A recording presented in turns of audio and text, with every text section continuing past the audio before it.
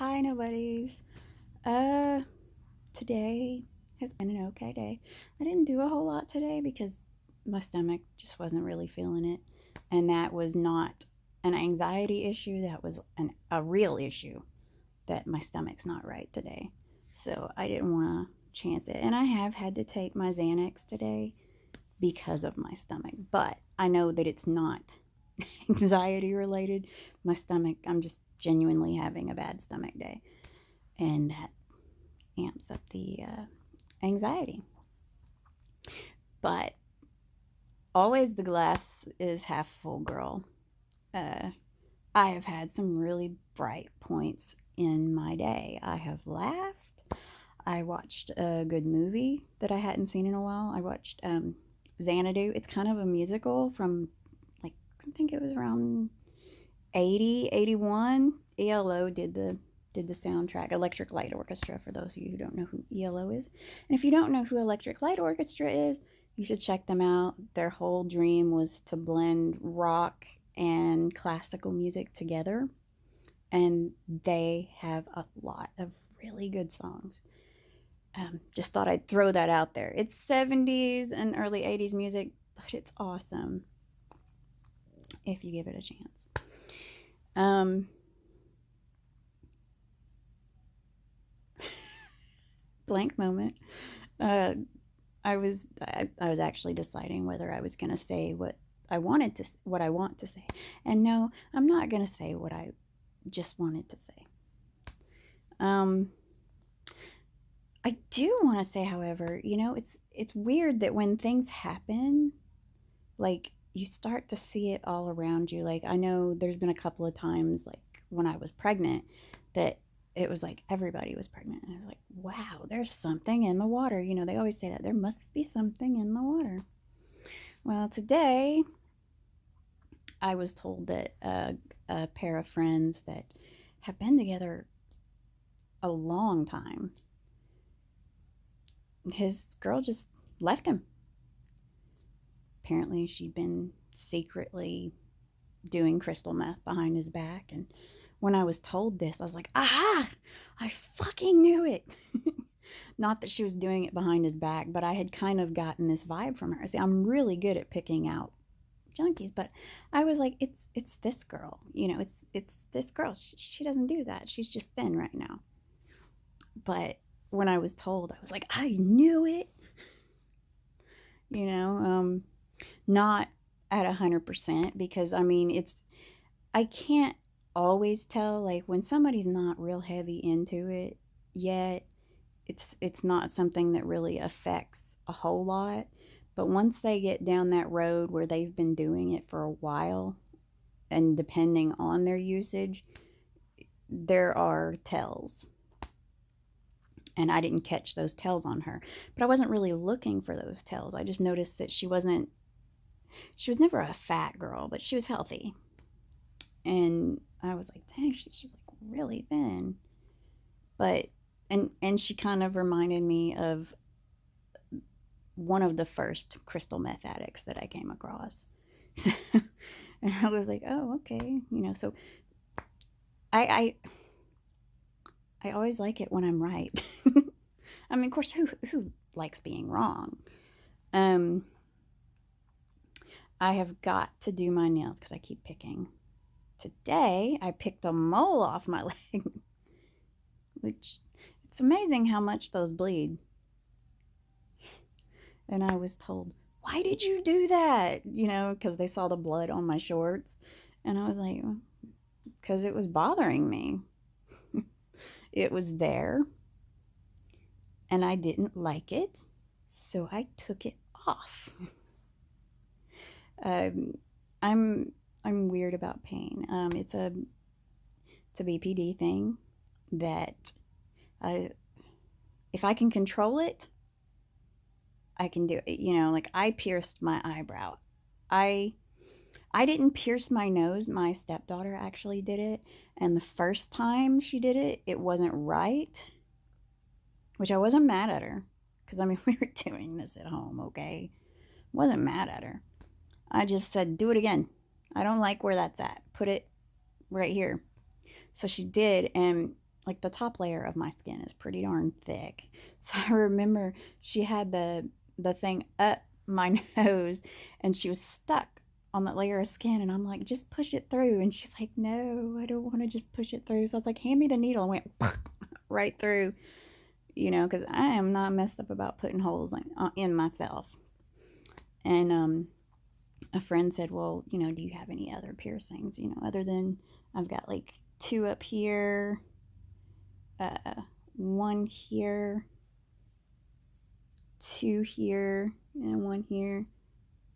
And then I got this, and I was like, no, I don't have any other piercings, because the other piercings would require me to know somebody like that who does that kind of work. I'm not gonna go in and get my lady parts pierced, not because I've got a problem with it, but because I don't, it's like that whole, I don't know you like that. I don't just display my stuff. Plus, I mean, there's touching involved, and like I said, I don't know anybody like that. And I am not going to do it myself, because I don't know what kind of damage I could do. I know that, like, with piercings for guys, if it's not done by a professional, I mean, like, if they are just like a millimeter off, you might be at half mast for the rest of your life, and so I don't want to mess up anything because I don't know what I'm doing. So those can stay. I did pierce my belly button once, but then I was like, well, hey, you're fat, you're not showing your belly, so why pierce it? And now it's not so much about being fat and showing my belly. Like I don't show my belly because I got a little excess skin there from gaining weight and losing weight, gaining weight, losing weight. It's lovely being me and going through med changes at times. But I'm 41 years old.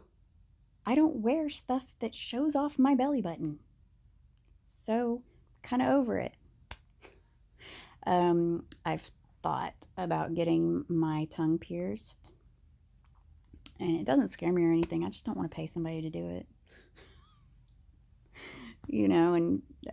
But it doesn't scare me because I know that I can handle being pierced. I've thought about getting my nose done, like the middle, getting a bar through there, but then I'm like, no, that might affect my sneezing ability.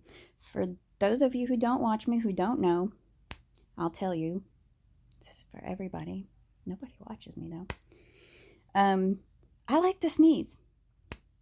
I said it. It's not like a sexual thing. It's just a weirdo thing. I like to sneeze.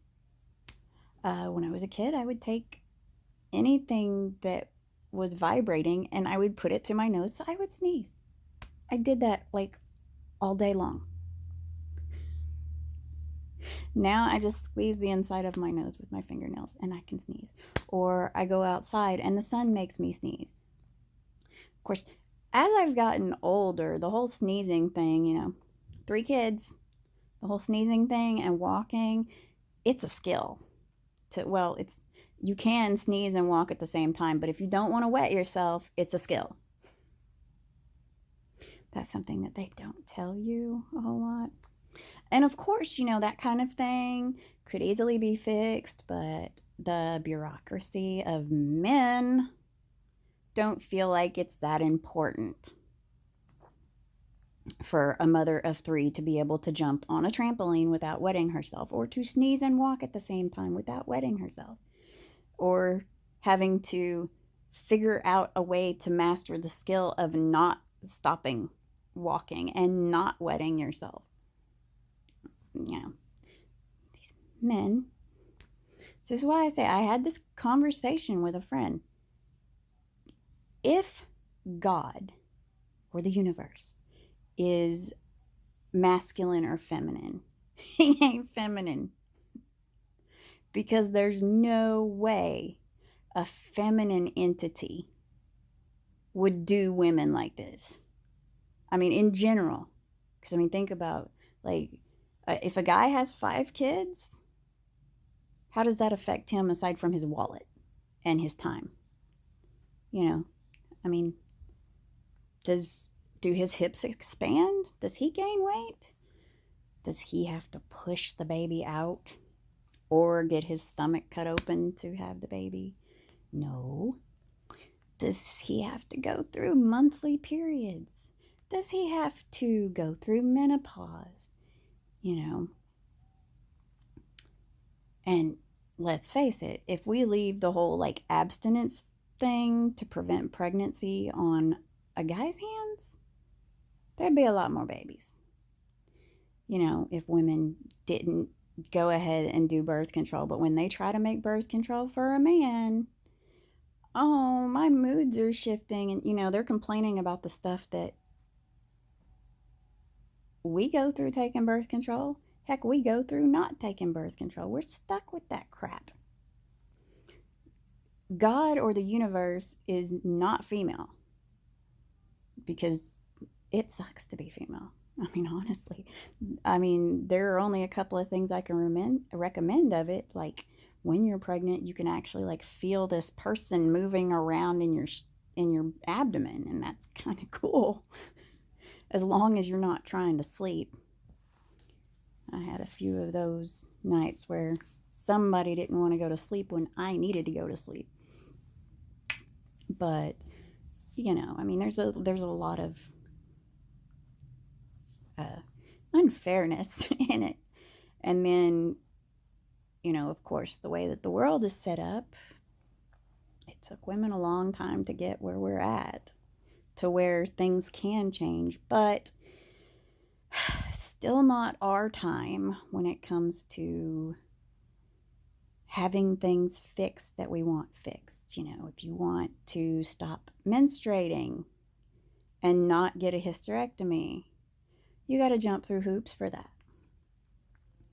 If you want to be able to walk, sneeze, and pee at the same, if you want, yeah, you can do that. If you want to be able to walk and sneeze and not pee at the same time, you got to jump through hoops for that. I mean, they'll just give you pills. But if a guy has a problem, it's taken care of quickly. And I really hate that bureaucracy. Because I have said it before, and I know I have. It sucks being a girl. And it sucks that there aren't enough men who listen to women who can say, hey, you know, my mom, my sister, my wife, my daughters, you know, this shit shouldn't happen. Regardless of whether it's the whole Me Too thing or reproductive rights, you know, we need more of these open, you know, if women can't take control, we need more open-minded men that are saying, hey, you know, it's not right that I can have this done that I don't need done. But, you know, this person who's constantly anemic and damn near bleeding to death every month, she can't have that problem fixed. But my, you know, like the guy saying, my erection takes precedence over her health, her actual physical health. And of course, you know, like, it would be so easy if I could just do a depot shot, but since my tubes are tied, insurance won't pay for it. So they're just kind of like, well, you're just going to have to keep bleeding. Say, gee, thanks. I mean, luckily for my youngest daughter, she's I ain't ever seen anything like that. That was scary. Like, I thought I think we did take her to the hospital over it. And she started getting depot shots because I was like, nope, Nope, my kid is not going to go through what I went through. Now, when I was her age, it wasn't that got me. It was like there was a string that was that was like a fishing line connected from my toe to my uterus, and when I would walk, I'd be like all hunched over going, "Oh, my stomach." The cramps were just like seriously bad. I mean, they gave me I think I'm pretty sure I was on Vicodin for that. Um, and Soma. Good times. I don't remember much. um, but God forbid. I mean, the doctors told my mother, you know, if we put her on birth control, her symptoms would ease up. God forbid my mother did something for me that would benefit me. Oh no, she said. If I let her take birth control, she's going to be out fucking everybody. I wasn't at that time. or or a whole lot later. I mean, I couldn't get birth control. But they always had condoms. I mean, shit. If I wanted, I mean, she like birth control was going to make me go out and screw a bunch of people. Condoms were available and I could get those. I mean, the school handed them out. I could walk into the nurse's office and get like 10 or 20 condoms every day if I would have wanted to. But I wasn't doing stuff like that. I was 13. I wasn't even thinking about that. But she put it in my head that if I got birth control, if she let me go places, I was going to be a whore. you know, I don't know if my cousin messed that up for me or what, but mom was really concerned about me being a whore. And then she would call me a whore. Some parents are great. But I said from that point on, I was like, I don't care. I said, I'll tell my kid she's taking vitamins or something if I'm worried about that. As a parent now, it's like, well, they're going to do what they want to do no matter how hard I try to prevent it. Because I know I did what I wanted to do no matter how hard my parents tried. My parents' strictness made me be very creative. I told some really good lies to my mom. Now, it helped that she was stupid. Dad, not so much. So I had to come up with really good ones to tell her so she could tell him, And I also had to fool my brother, too, because he foiled a few of my plans. But I wasn't going to be like the big whore when he foiled my plans. Although he did catch me one time. Not going to talk about that right now, but that was awkward. that was probably the most awkward thing in my life. Was my brother seeing me do something that I shouldn't have been doing. It was his room. TMI, right? I better go. I better stop. I had a fairly good day. I'm looking forward to tomorrow. I know that tomorrow is going to be a good day.